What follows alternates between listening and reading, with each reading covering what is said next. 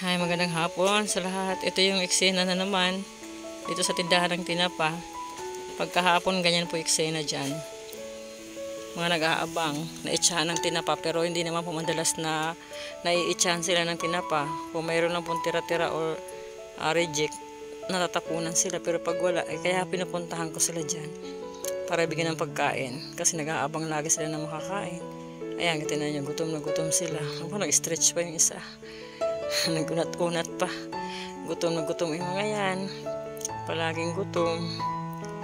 Kaya hindi ko pwedeng hindi puntahan ang mga yan. Kasi kawawa pag hindi mo pinuntahan. Napakainin. May mga anak pa yan.